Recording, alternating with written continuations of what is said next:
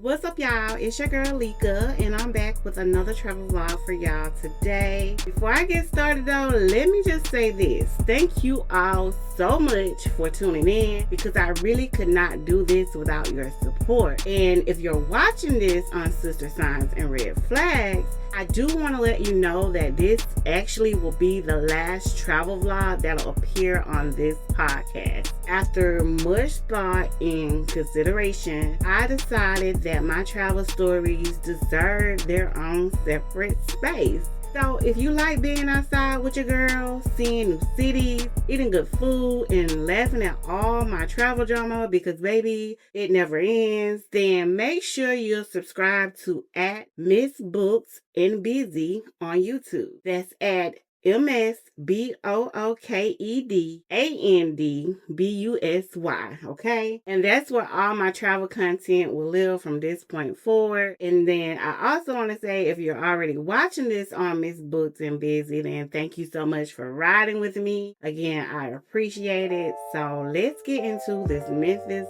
road trip. This Memphis trip started a little off schedule. I was supposed to leave by mid-morning Saturday, and the key words are being supposed to, but I didn't leave the Mississippi Gulf Coast until nearly 2 p.m. because, of course, I waited until the last minute to do almost everything. One was to pack, and the other was to get my nails done, and that turned into a whole adventure, baby, because it turned into 2 stops and a whole lot of waiting. But honey, I must tell you that the black ombre was definitely worth it. But after I finished getting my nails done, I did do a quick stop to the Walmart to grab a small clear bag for the concert and a few snacks for the road. And let me just say this, traveling with Invisalign, oh my God, is definitely a whole different experience, because you still have to keep up your care just like you're at home. So on my way to Hazelhurst to pick up my friend Sharita, I stopped at Keith's Superstore off of Highway 49 near Hattiesburg, used the bathroom real quick, brushed my teeth, and popped my Invisalign trays back in, because, you know, it's a whole process.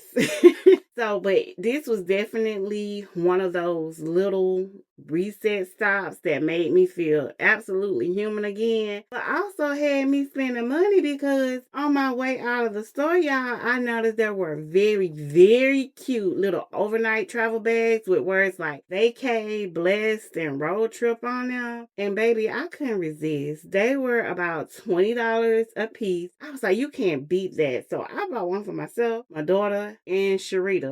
Lord have mercy.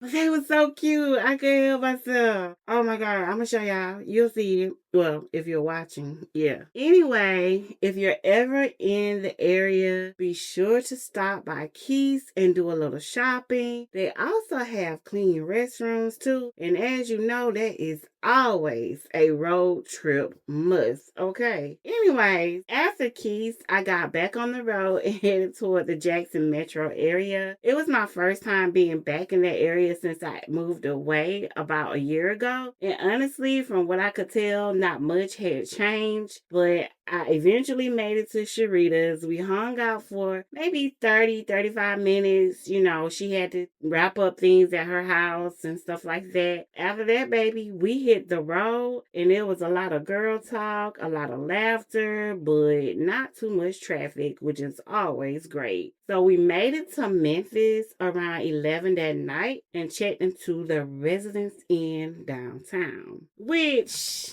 that choice of hotel, I probably won't stay there again. It's a much older building, older hotel, and the layout was a little unique. However, it just, I don't know. I'm a little bit more bougie about my hotels now, but I used to love the Residence Inn, but now it's on my iffy list.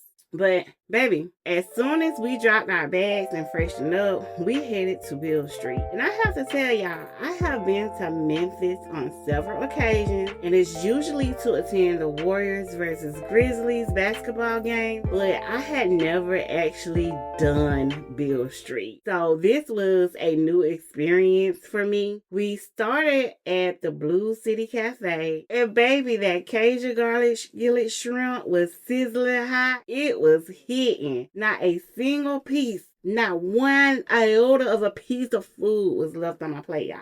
That food was absolutely delicious, no lie. After our late dinner, we walked over to the tin roof for drinks and live music. The band was nice. I enjoyed hearing the sounds of the guitar, and that dude, he could sing real, real good. Can't even remember the band name, but I enjoyed it so much. But as we were sitting there with our drinks, we noticed a large group of young black folks come through and disappear to the other side of the building. And I looked at Sharita like, where they going? And baby, out of curiosity, we followed. Because where are people going? And baby, let me tell you, that's where the real party was, okay? The DJ was playing all the younger folks' hip-hop songs that I didn't even know any of them, baby. None of them. But I was still dancing like I did, okay? It was hot, crowded, and loud, but I enjoyed the hell out of myself. I really did. And I swear, some of the younger people must have told the DJ that a couple of old ass women had wandered in, because suddenly he switched it up and dropped Nelly's Hot in Here and a little John. So baby, you know now, if you know, you know, you know, you know, okay? We ended up staying there till close, baby, sweating, laughing, and just having a great time. We might have got back to the hotel probably about 3 o'clock in the morning. But it was so much fun. But let me say this, baby. Beale Street was definitely shorter than I expected. It's got that Bourbon Street vibe, but it doesn't go on for miles and miles. And you know, I did not know that on certain nights after a certain time, you have to show your ID, pay $5, and pass through security just to get on the street, baby. Because they not letting the thugs in. They was like, the thugs, no, y'all can't come in. No. So if you have your ID, you have $5, baby, cash, and you was a high security risk with weapons and stuff, you was not getting on Beale Street on that Saturday night. You hear me? But tell me why y'all, Memphis finest, were posted up, half on their phones like they were off the clock. Protecting Sir who, boo? Like, who? It was definitely an experience for me. Before I get into the next day, I have to tell y'all about these Memphis Lyft drivers, because baby child, Lord have mercy.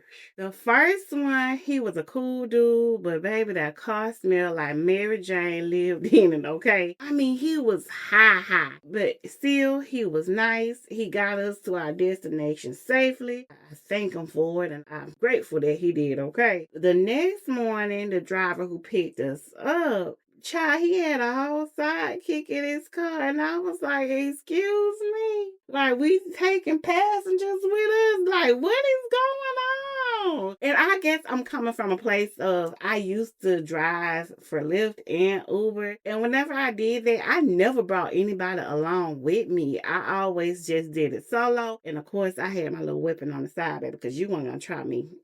Absolutely not. Later on, we had a driver who was supposed to be a man, but turned out to be a whole woman using somebody else's profile. Now look, y'all, no judgment. I get that folks are hustling, gotta make this money, especially in 2025 with the way the prices of everything is going up and the way the economy is. Like, we gotta get it how we live. But it still felt a little unsafe, and you know what? My best advice is, before you get into that little baby, double check those plates, okay, before you ride, because you want to keep yourself safe. And then also make sure that people you know and that love you also have notifications when you go on your list. I use that shit faithfully. Matter of fact, my best friend Scott, he texts me, he's like, you sure enough in and out, ain't you?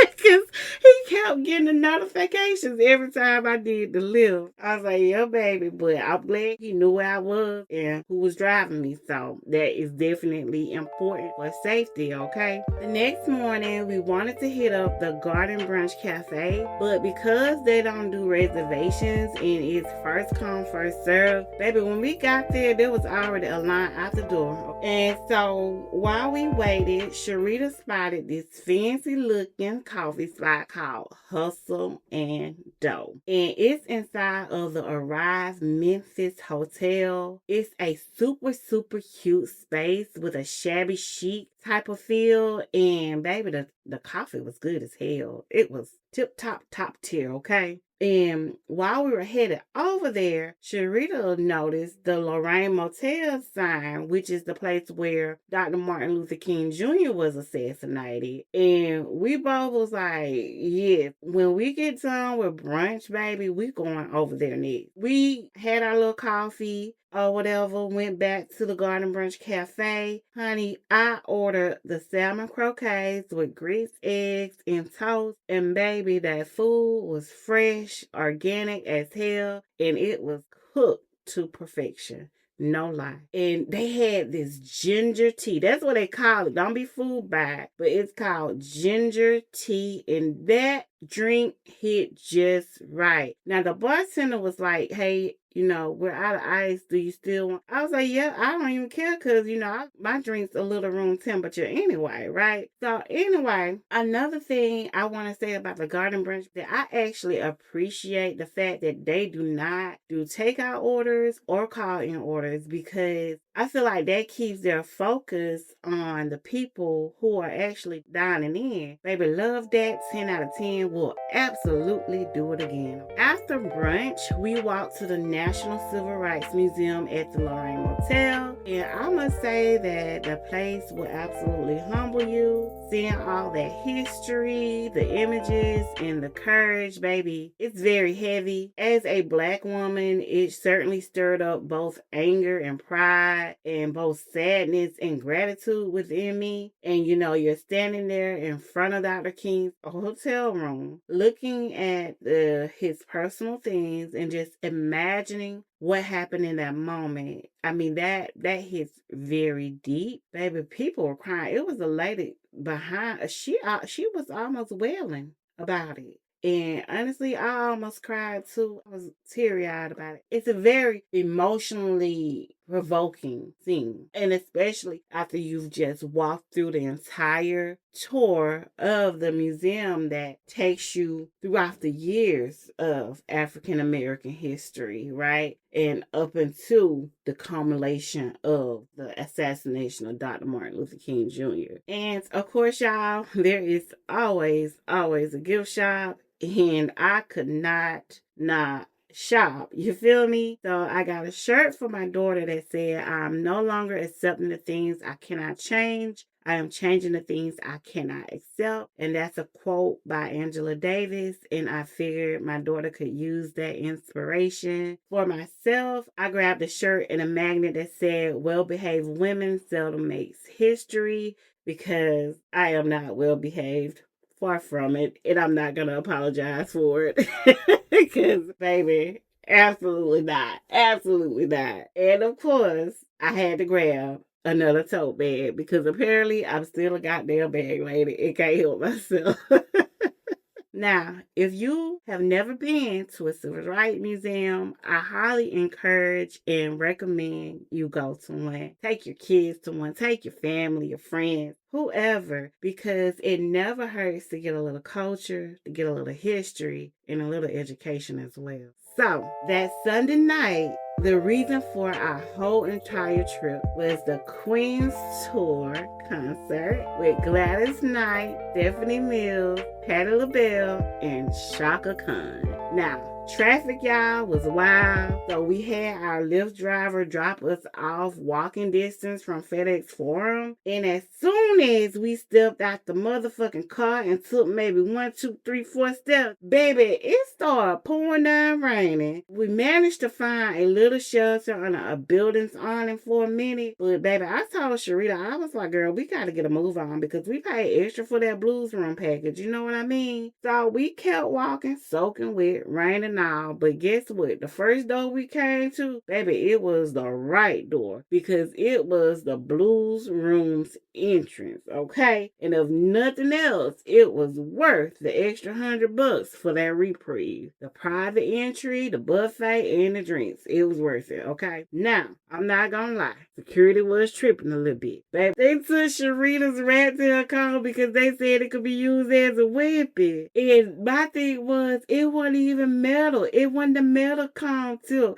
It was plastic, baby. Sharita was hot about that. And you know what? I can't say I blame her because I would have been mad as hell too. But once we got inside though, it was definitely worth it. Gladys Knight opened and she was graceful as ever. She is still a legend, even if her voice isn't what it used to be. And Stephanie Mills came out and just blew the roof off of everything. Her voice is unbelievable, but so are the voices of her sons. Oh my God, them boys can sing. Then, Patti LaBelle, y'all. Look, I've seen Patti twice before, and baby, she never ever disappoints, okay? Baby, that woman can still perform. 81 years old or not, she is a powerhouse performer, and she is funny as all get out, okay? And then Chaka Khan, baby, Chaka Khan said, I hope y'all know this is a sing-along. You probably know my songs better than me. And I said, Lord have mercy, I laughed so hard at Chaka about that. But all four queens, baby, they did exactly what needed to be done. And we had floor seats, you know, they didn't cost too much, but honestly, it was one of those once in a lifetime things. Like, I don't know, we will never see this again. I don't think so. Why not go ahead and get floor seats? You know what I mean? After the show, we stopped at the merch table. I was a little disappointed because they didn't have anything merchandise-wise with all four of the ladies together. But I ended up getting a Patti LaBelle fan.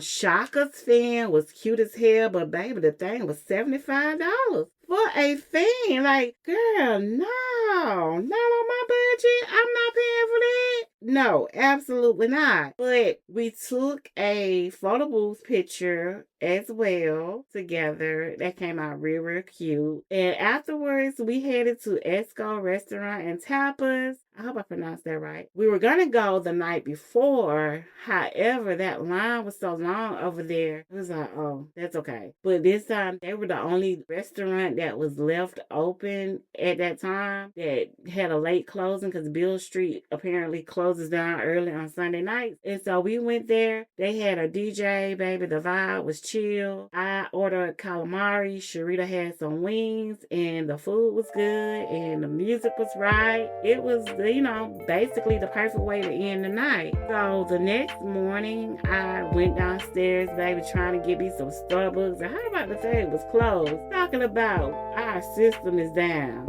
So I had to settle for the hotel breakfast and that generic coffee with no good creamer. And y'all, I'm gonna just tell you, I'm real bougie about my creamer. So this was such a disappointment, no lie. But after that, we packed it up, checked out, and made it home safe. No issues, no drama, just fun and new memories. This trip was exactly what I needed. There was good food, good music, a little history, a little laughter, and women who reminded me what legacy looks like. So whether you're tuning in on Sister Signs and Red Flags, or Miss Booked and Busy, thank you for being here. Thank you for supporting every version of me, the creative Pisces rising, the traveling Sagittarian, and the storytelling Gemini. Stay booked, y'all, stay busy, and be safe out there. Bye.